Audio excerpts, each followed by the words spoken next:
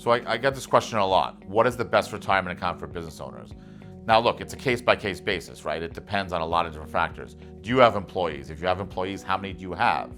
Where do you live? Where do you plan on retiring? I mean, I know you may not know all these answers now, but gathering this information, looking at your business tax returns and financial statements, help us make this decision.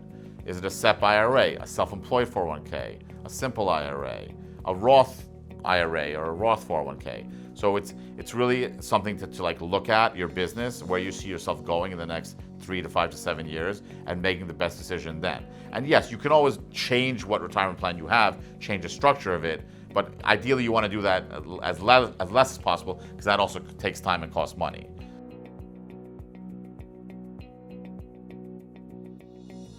So, there's no simple answer to what's the best retirement plan for business owners, but as long as you make an informed decision by looking at your financial statements and also speaking and meeting with your accountant, your CPA, you'll definitely be able to make an educated decision if you do it the right way.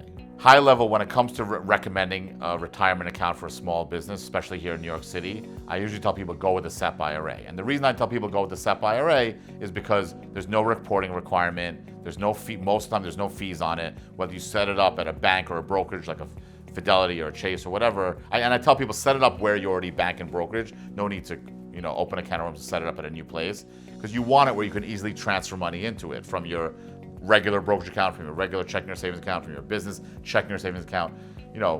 Most of these banks and brokers have the same options in terms of investment options.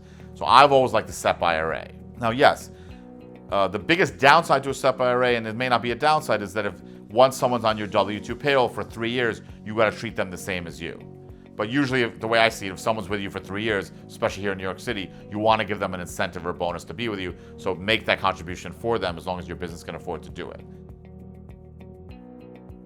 Now, the other most popular one is a self-employed 401k, solo 401k they call it.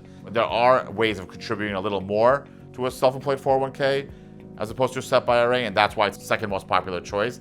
We need to look at your financials, look at your employees, look at your W-2 payroll, and compare which ones are better for you and your business. Good thing is you can switch back and forth and even add the second one on if you need to. So there is a lot of flexibility.